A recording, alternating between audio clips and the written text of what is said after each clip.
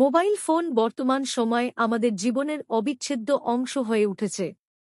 এর ব্যবহার যেমন অগণিত সুবিধা নিয়ে এসেছে, তেমনি এর অতিরিক্ত এবং অসচেতন ব্যবহার বিভিন্ন নেতিবাচক প্রভাবও ফেলতে পারে। নিচে মোবাইল ফোন ব্যবহারের বিভিন্ন ইতিবাচক ও নেতিবাচক প্রভাব আলোচনা করা হল। ইতিবাচক প্রভাবসমূহ: যোগাযোগের সহজলভ্যতা, বিশ্বের যেকোনো প্রান্তে মুহূর্তের মধ্যে যোগাযোগ স্থাপন করা সম্ভব।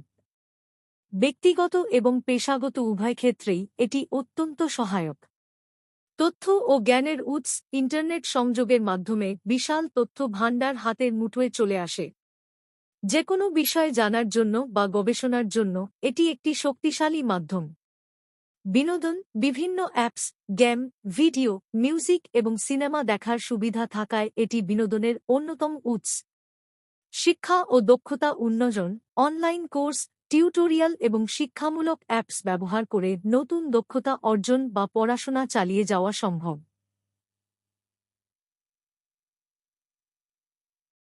বিশেষ করে কোভিড-19 পরিস্থিতিতে অনলাইন ক্লাস এবং পড়াশোনায় মোবাইল ফোনের ভূমিকা অনস্বীকার্য। অর্থ উপার্জনের সুযোগ, ফ্রিল্যান্সিং, অনলাইন ব্যবসা, কন্টেন্ট তৈরি এবং বিভিন্ন অ্যাপভিত্তিক কাজের মাধ্যমে অর্থ উপার্জনের সুযোগ তৈরি হয়েছে।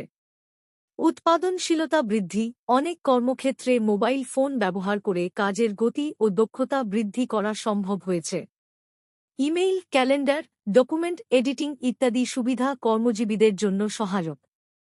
জরুরি পরিস্থিতিতে সহায়তা, জরুরি অবস্থায় দ্রুত সাহায্য চাওয়া বা অন্যদের সাথে যোগাযোগ করা সহজ করে তোলে। ব্যাংকিং ও লেনদেন, মোবাইল ব্যাংকিং এবং অনলাইন পেমেন্ট সিস্টেমের মাধ্যমে আর্থিক লেনদেন অনেক সহজ ও দ্রুত হয়েছে। নেতিবাচক প্রভাবসমূহ: ১. শারীরিক স্বাস্থ্যগত প্রভাব। চোখের সমস্যা, দীর্ঘক্ষণ স্ক্রিনের দিকে তাকিয়ে থাকার ফলে চোখের শুষ্কতা, জ্বালাপোড়া, ঝাপসা দৃষ্টি, মাথা ব্যথা এবং মায়োপিয়া, ক্ষীণ দৃষ্টি বাড়তে পারে।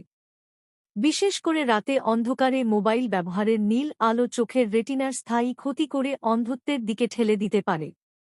ঘাড় ও মেরুদণ্ডের ব্যথা, টেক্সট নেক, মোবাইল দেখতে মাথা নিচু করে থাকার কারণে ঘাড়, কাঁধ এবং মেরুদণ্ডে অতিরিক্ত চাপ পড়ে, যা দীর্ঘমেয়াদী ব্যথার কারণ হতে পারে।